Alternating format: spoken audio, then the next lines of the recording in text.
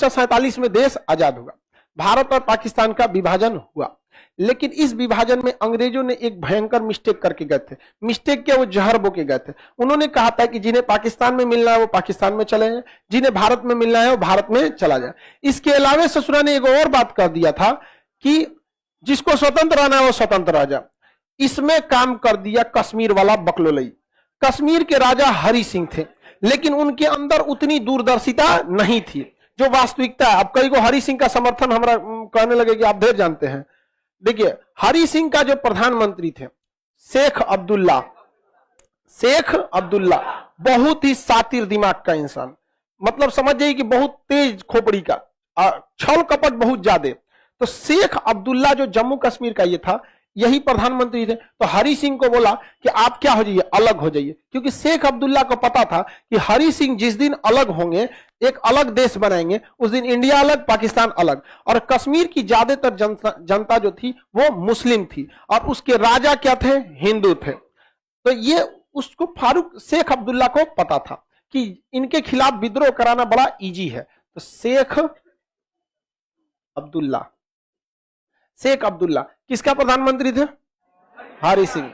ये डोगरा शासक थे, हरि सिंह का थे डोगरा। इन कौन से वंश के थे, डोगरा वंश के शासक थे। डोगरा वंश के अंतिम शासक थे हरि सिंह।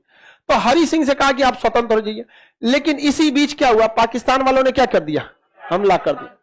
और इधर कबाइली के भेष में, कबाइली वहां की जनजाति होती है, मतलब आतंकवादी, जैसे भारत में कैसे नक्सलाइट है, विदेशी है नहीं, भारतीय में अजीब साहब की डिमांड रख देते हैं, तो वैसे ही पाकिस्तान में कबाइली हैं, सेम भारत में नक्सलाइट की तरह। लेकिन उन लोगों के थ्रू पाकिस्तान ने क्या किया, इन्वेजन करा दिया भारत में। और ये एरिया पूरी तरह से कब्जा किसने कर लिया, पाकिस्तानियों ने कब्जा कर लिया। अब हरि सिंह जो थे, अब वो भागे भागे आए, उनको पता चल गया शेख अब्दुल्ला की पॉलिसी। शेख अब्दुल्ला का टारगेट क्या था कि अगर कश्मीर अलग हो जाएगा तो जनता का मोह किसके साथ चल जाएगा, शेख अब्दुल्ला के साथ, और ये उल्टा सीधा कुछ कह देगा। हरि सिंह को क्या, जनता का मोह भंग करने में क्या जाता है, बस बोल दो कि हरि सिंह सुअर का मांस खाता है, मुस्लिम खिलाफ, हिंदू खिलाफ करना, राजा साहब गाय का मीट खाते हैं, हिंदू खिलाफ। ये तो पहले से प्रैक्टिकल है 1857 की क्रांति में, बस इसको इंप्लीमेंट करना है। किसी को बस इतना काम देना है, काम खत्म, सीधे भड़काना 2 मिनट का काम है, पब्लिक थोड़े ना पूछने जा रही है क्या करना है। शेख अब्दुल्ला की प्लानिंग पहले से थी, लेकिन पाकिस्तानिया गड़बड़ा दिया सब इनको। तो शेख हरि सिंह आए किसके पास, जवाहरलाल नेहरू के पास, हमारी मदद कीजिए। क्या कीजिए, हमारी मदद कीजिए। जवाहरलाल नेहरू कहे हाँ चलिए मदद करते हैं।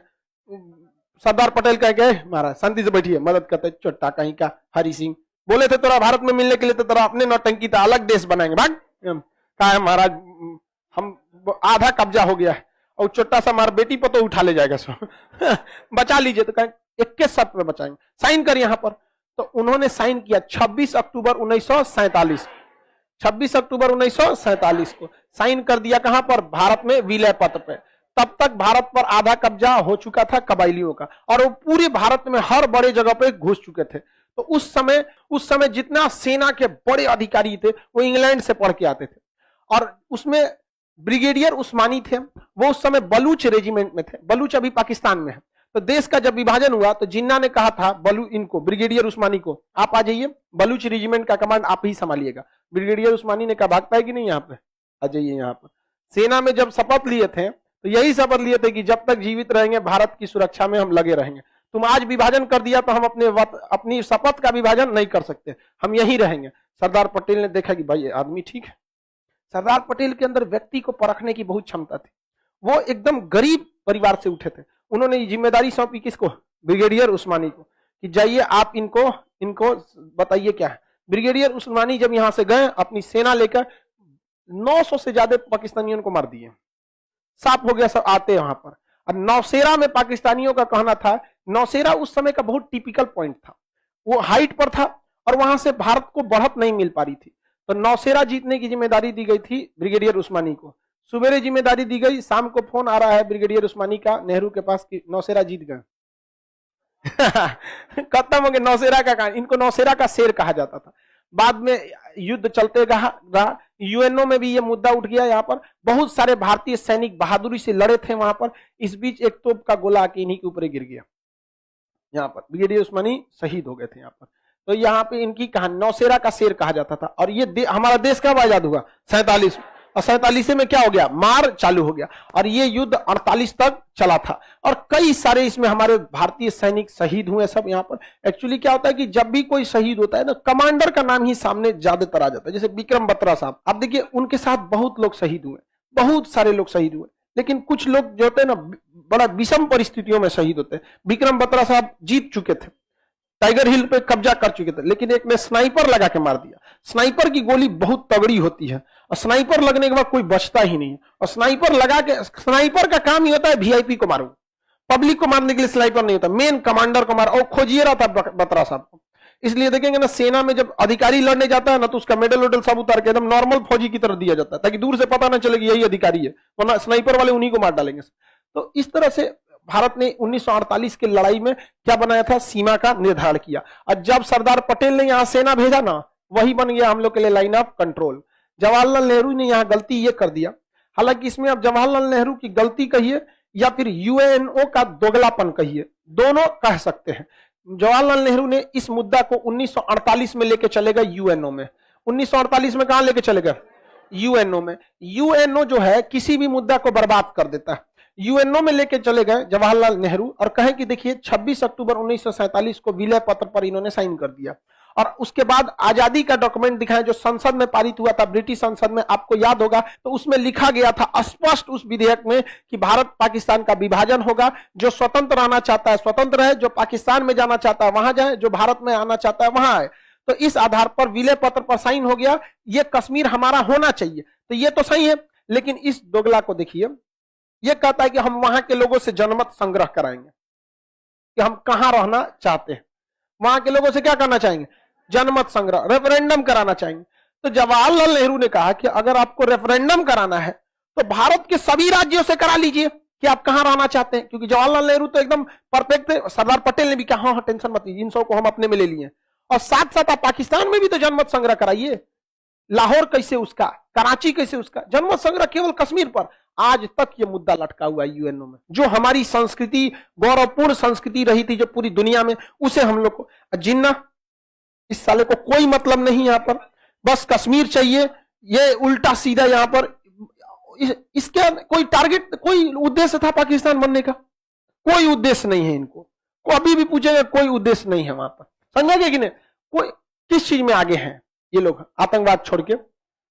यहाँ पे पाकिस्तान को सोचे सबसे आगे किस चीज में, तो पजामा में नाड़ा डालने में सबसे आगे है सब, ढाई डाल देता है सब। और क्या आता है इनको, लुंगी टाइट बांध देंगे सब, क्या आएगा उसको। अरे यार वो शब्द मत बोल, नहीं तो फिर हमारा समझा गया कि नहीं। जिन्ना को चेयर चाहिए था, कुर्सी चाहिए थी, ये बेवकूफ है। देखो बाबू, कुछ लोग कहते हैं कि प्रधानमंत्री के लिए जिन्ना ने ये सब कुछ किया। बाबू जिन्ना ने तो पाकिस्तान की मांग 1940 में ही रख दी थी।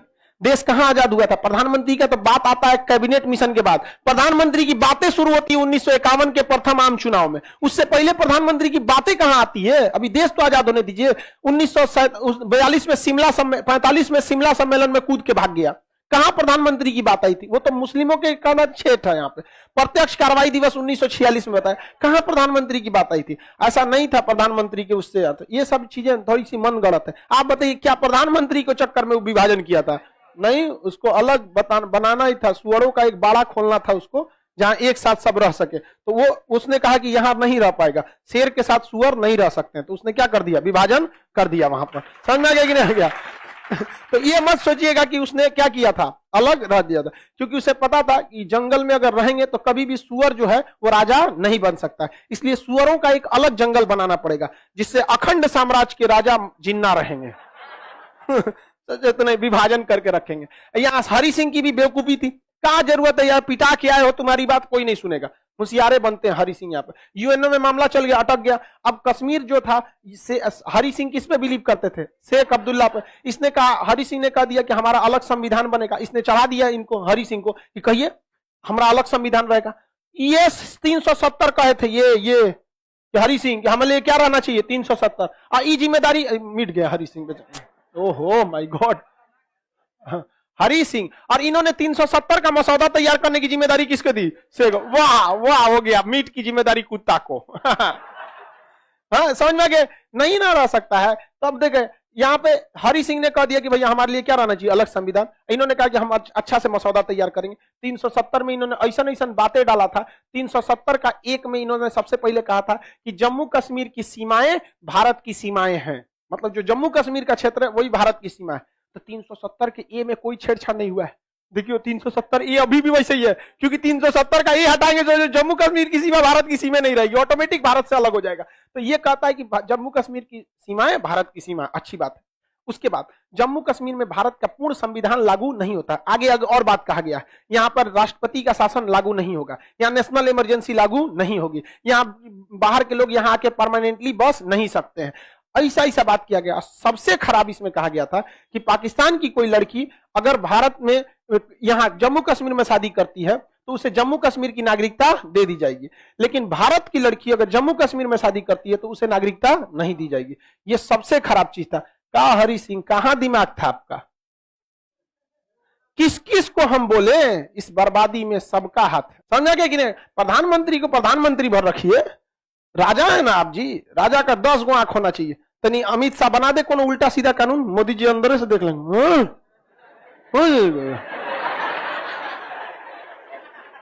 आराम से समझाइए, हटा इसे, सही नहीं है ये।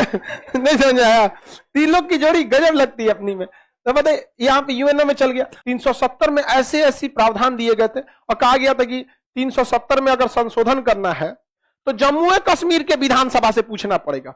वाह, दही के गवाही चिवड़ा। कब अलग होगा सब? देहात में ये सब कहावत बड़ी फेमस रहता है सब। तो बताइए अजब संविधान। अब भारत में कब संशोधन नहीं कर सकता था, कहता है कि राष्ट्रपति या संसद। तो जम्मू कश्मीर में भारत का संसद संशोधन कर सकता है? नहीं। इसके बाद फारूक अब्दुल्ला के बाद आए शेख अब्दुल्ला के बाद फारूक अब्दुल्ला। एक चीज बस इस सब में अच्छा ही था कि वो ये कहते थे कि 370 रहेगा, ये वाली पार्टी।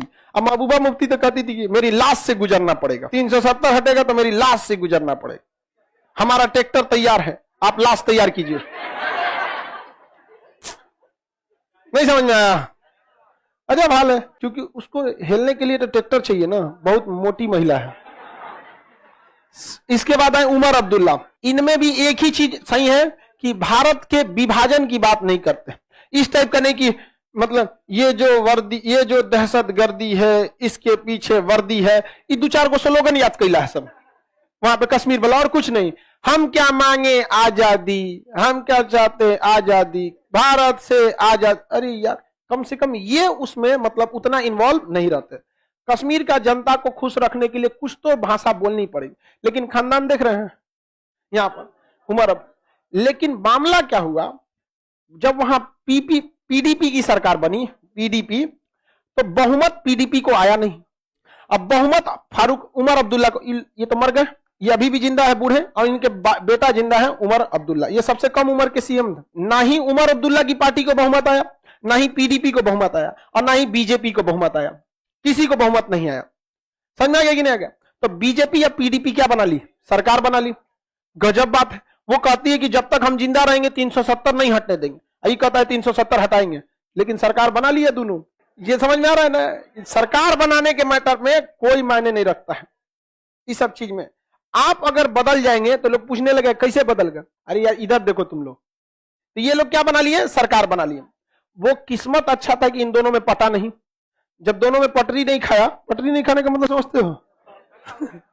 दोनों में नहीं हुआ तो दोनों का गठबंधन क्या हो गया? टूट गया। तो ना इनको बहुमत, ना इनको बहुमत, ना इनको बहुमत। इसे कहते हैं त्रिशंकु हो जाना। क्या हो जाना? त्रिशंकु।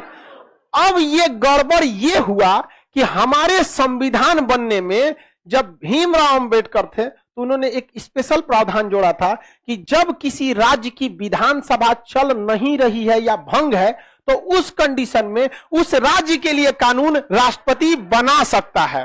और इन गधों की यह सबसे बड़ी भूल हो गई। आओ फाउंडेशन पढ़, तू तोरा पता चलेगा। हमें पढ़वे नहीं करेगा यहाँ पे फाउंडेशन। खैर ठीक हुआ उस समय हम लोग ऑनलाइन नहीं पढ़ाते, नहीं तो क्या पता सोचा पढ़ लेता सर और गठबंधन कर लेता सर कि 370 को जिंदा रहने के लिए हम दोनों का एक होना जरूरी है। तब राष्ट्रपति नहीं बना सकते थे, लेकिन गड़बड़ यही हो गया कि इनको तो लग रहा था कि राष्ट्रपति बिना पूछे नहीं बना सकते, और संविधान में स्पेशल प्रोविजन है कि जब विधानसभा नहीं चल रही है तो राष्ट्रपति को पावर है, क्या कर सकता है, संसद वहां कानून बना सकता है।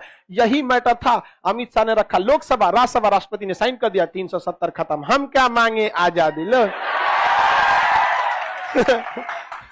तुम चलाते रह गए पत्थर, हमने हटा दिया 370।